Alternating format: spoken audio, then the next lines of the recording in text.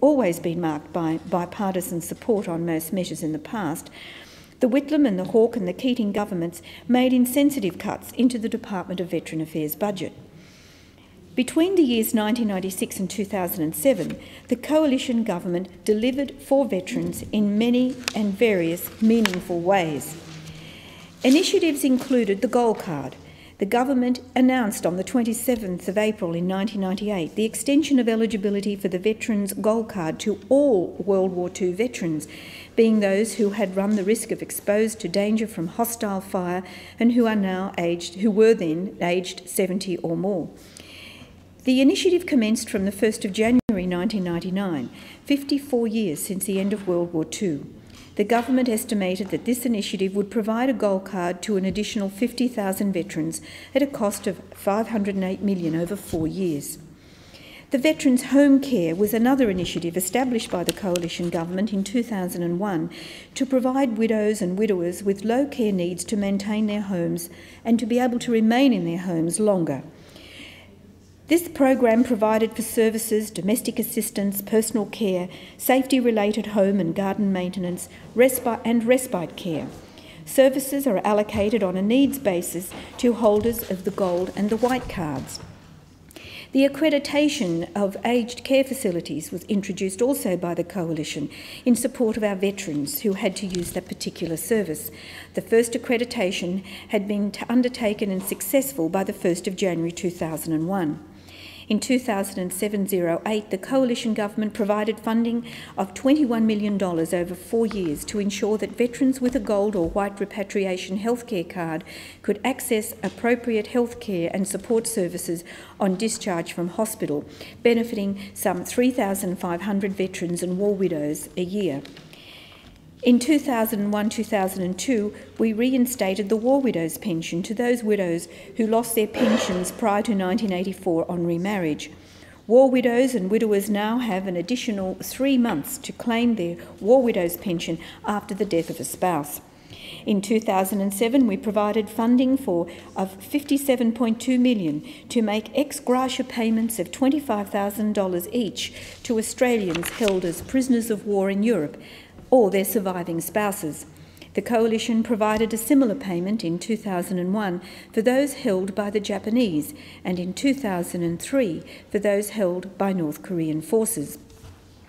The coalition government has been in the past and will continue in the future to be committed to putting our veterans and their families and their needs first. Committed to supporting veterans and families who have dedicated their lives to serving our nation and thus ensuring the freedoms that we enjoy today. Yet on the eve of Anzac Day, just weeks ago, the Rudd government displayed an insensitivity to the needs of Australian diggers and their families. The Minister for Veteran Affairs announced that negotiations to place care and support needs of younger ex-servicemen and women with a disability into the Commonwealth State Territory Disability Agreement was a positive move. But it shows how out of touch that the government can be insensitive to the needs of the veteran community, because Labor does need to explain why they are sending some young veterans, ex-servicemen and women with a disability, onto where one system fits all by state governments. Thank you very much. Grant. Yes, okay, that's fine. The coalition recognises that individual care plans are needed for any veteran that has a clinical condition. One size does not fit all, and veterans need to be dealt with on a case-by-case basis.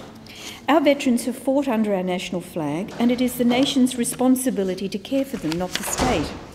The federal Labor government needs to listen and consult widely with the veteran community before making any such decisions so relevant to their personal care.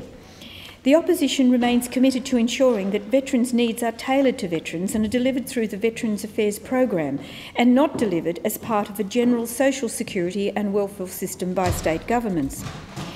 This bill, while it is a positive step in the right direction, is overshadowed by last night's announcement that the Rudd government is increasing the age of service pension eligibility for veteran service partners from 50 to 58.5 years for women.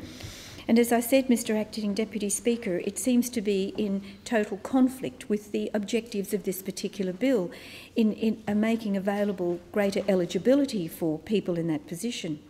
By suddenly raising the eligibility age, the government is condemning our veterans' families to financial stress and hardship, and indeed great uncertainty.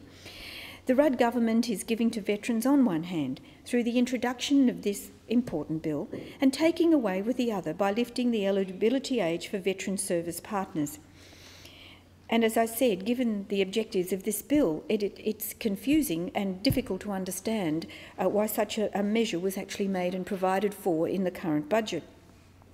And when one also looks that there is a $21.7 billion surplus, one wonders why there is a need to actually put such an inhibition upon veterans' families. We can afford to care well for our veterans, and we can support their partners, and we must be very mindful that the partners of veterans have served and supported our country just like they've supported their veterans.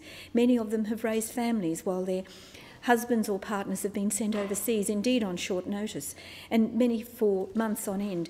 Indeed, in previous conflicts, many of those service partners were alone for years on end, and they have indeed served our country.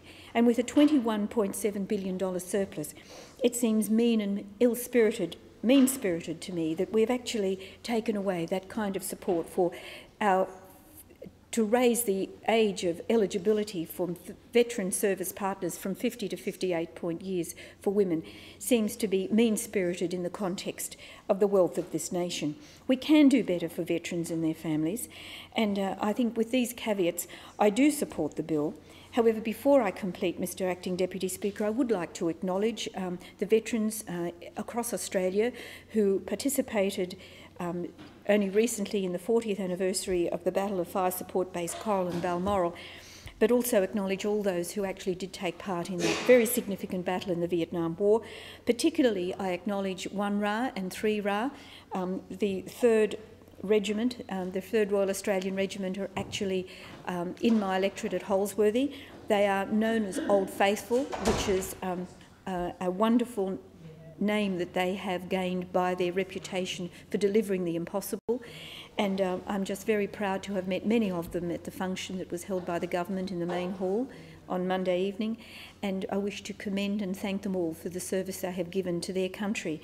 And even while we have a very significant and generous budget that provides for veterans and their families, I think the very best that we can do for them is trying to be the very best Australian citizen we can be in their honour and in reflection of their personal sacrifice. I do commend this bill to the House.